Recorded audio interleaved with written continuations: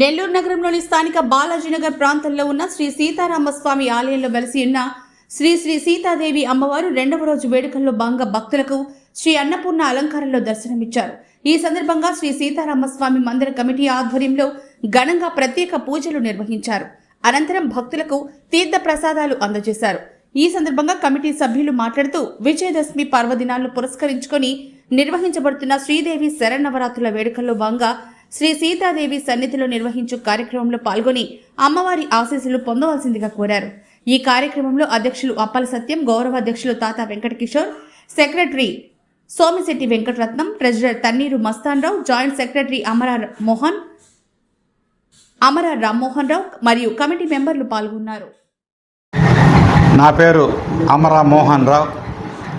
దేవస్థానానికి సహాయ కార్యదర్శిగా ఉన్నాను. అలాగే త్యాగరాజ కళ్యాణ మండపానికి సెక్రటరీగా ఉన్నాను. మరి బాలాజీ నగర్లోని శ్రీ సీతారామ స్వామి మందిరంలో నవరాత్రుల వేడుకలు ఎంతో ఘనంగా జరుగుతున్నాయి. ఆ వేడుకలకి జనాభా భక్తులు ఎంతోమంది విరివిగా రావటం జరుగుతుంది. మరి బాలాజీ నగర్లో ఉండే సీతారామ స్వామి మందిరంలో ప్రత్యేకత ఏమిటంటే ఎక్కడా లేని విధంగా మన నెల్లూరు జిల్లాలోనే కాదు రాష్ట్రంలో కూడా జరగని విధంగా అష్టలక్ష్మి వైభవం అని ఈ దేవస్థానంలో కొన్ని ఏళ్ల నుంచి జరుగుతూ ఉంది. ఆ అష్టలక్ష్మి వైభవంలో మన పూజలో కూర్చున్న వాళ్ళలో నుంచి కొంతమందిని లక్కీ టిప్పు ద్వారా ఎన్నుకొని 8 మందికి అష్టలక్ష్ములు ఏ విధంగా ఉంటారో ఆ విధంగా అష్టలక్ష్ముల్ని వాళ్ళని ఉన్నతాసనం మీద కూర్చొని వారికి కూడా సీతమ్మ ద్వారా సారె చీర అన్నీ కూడా వాళ్ళకు సకలమును కూడా ఇస్తుంది జగన్మాత. వారు ఆ తృప్తిపడి వచ్చిన భక్తులందరినీ కూడా కరుణించి వాళ్ళందరికీ కూడా ఆశీస్సులు ఇస్తూ ఎవరికి ఏదైతే అవసరం ఉందో ఆ లక్ష్మిని ప్రార్థిస్తే పిల్లలు కావాలన్న వాళ్ళకి పిల్లలు, ధనం కావాల్సిన వాళ్ళు ధనము, ఒళ్ళు బాగలేని వాళ్ళకి వాళ్ళు బాగు చేసుకోవటము, అన్ని విధాలు అన్ని లక్ష్ములు వస్తారు. కాబట్టి ఈ భక్తులు ఏది కోరినా కూడా జగన్మాతలో ఇచ్చేదానికి సిద్ధంగా ఉన్నారు. కాబట్టి భక్తులు విరివిగా వస్తున్నారు. మరి ఈరోజు శ్రీ అన్నపూర్ణ అలంకారం, ఈ అలంకారంలో చాలా వైభవంగా అలంకారం జరిగింది. భక్తులు విరివిగా వచ్చారు. ఈ అలంకారానికి చిట్టమూరు వెంకటేశ్వర్లు, శ్రీమతి ఝాన్సీ లక్ష్మి గారు వారు ఉభయకర్తలుగా వ్యవహరించారు. మరి 10వ తేదీ మహాసరస్వతి అలంకారం 10వ తేదీ.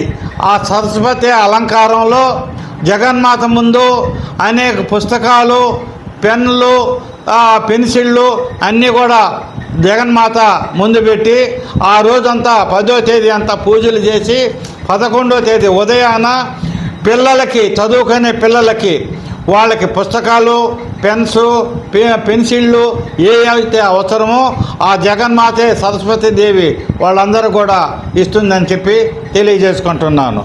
మరి మహాంకాళి అలంకారం 11వ తేదీ ఎప్పుడూ జరగని విధంగా మా బాలాజీనగర్లోని సీతారామ స్వామి మందిరంలో కన్నీ పూజలు జరుగుతాయి. ఈ కన్నీ పూజల్లో 9 మంది కన్యలు వారు 9 మంది వస్తున్నారు. వాళ్ళు 9 మందిని కూడా ఉన్నతాసనం మీద కూర్చొని వాళ్ళకి తగు మర్యాదలు జగన్మాత సీతమ్మ తల్లి వాళ్ళకి తగు మర్యాదలు చేస్తుంది. వాళ్ళందరినీ కూడా ఆశీర్వదించి వాళ్ళకి ఆయురారోగ్యాలు, వాళ్ళకి చదువులు అన్నీ బాగా వచ్చేటట్టు ఆ తల్లి కటాక్షంతో అన్నీ కూడా బాగా జరుగుతాయని తెలియజేసుకుంటున్నాను.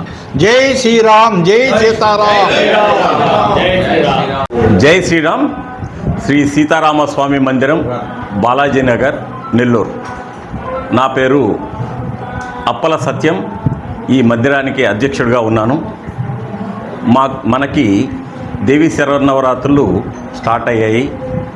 అలాగే నిన్నటి నుంచి దేవీ నవరాత్రులు స్టార్ట్ అయినాయి.